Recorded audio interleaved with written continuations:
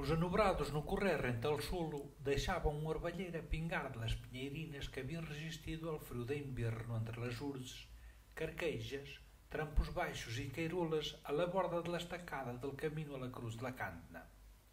Um ramal mais seguido, em princípio del carril, ambicava direitos a Constantin, passando anzelhado del facho, adonde outro estava também de vigila, não fora por aí necessário acender lume como senha de inimigo ao restante dessa borda de raia entre Baldaila e alturas de Abelhanoso.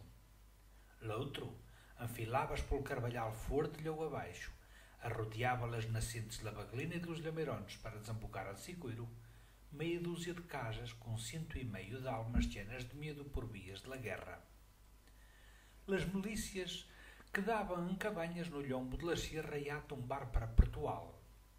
Cabanholas de galhos de trampo, telhado de colmo, cama de palhas envolta com chougaços e paredes compostas de fardeles, capas, calagouças, tornadeiras, machadas, espetos de lachicha, facas de cortar pão, espadas, lanças, 3 polvorinos e meia dúzia de espingardas.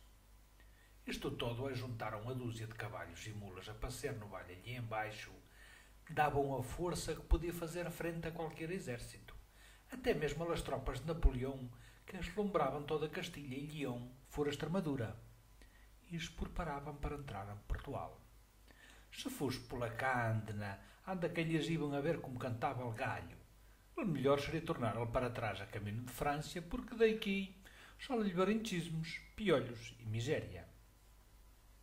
À meia-tarde, nos batedores escondidos a 3 tiros de lapada numa touça de Laltico, por onde iba o carreirão para Ciadeia, observam um bulto caminhando amogatado entre as urzes alhado de um hogueiri que acampeçava bem no alto de la raia.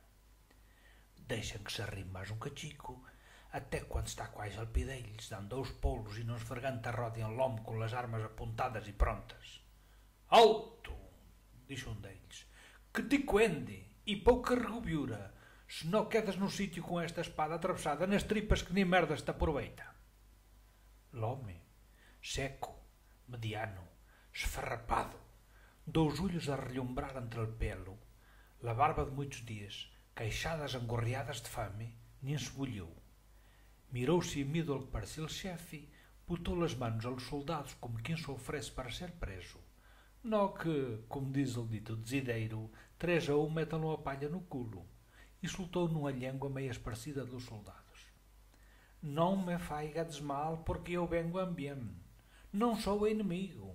Por favor, não me mateis. E botava as manos ao cielo, mirando os soldados.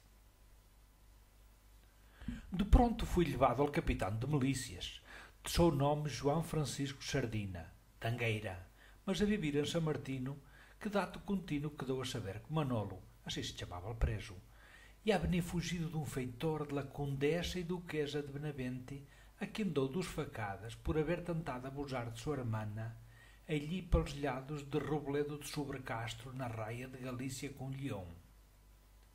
No curto interrogatório, cedo chegou à conclusão que, com tanta fame, figura de Andrajo, pelo sossego no mirar e por parecer ter achado ali um sítio seguro, achou por bem encaminá-lo com 2 soldados à casa de João Solo de Siqueiro, para que lhe disse algum agasalho, um caldo, um carolo e um cibo de toucino, calhar para o cair da noite já saberia lacer tal que fazer de tão estranho prisioneiro.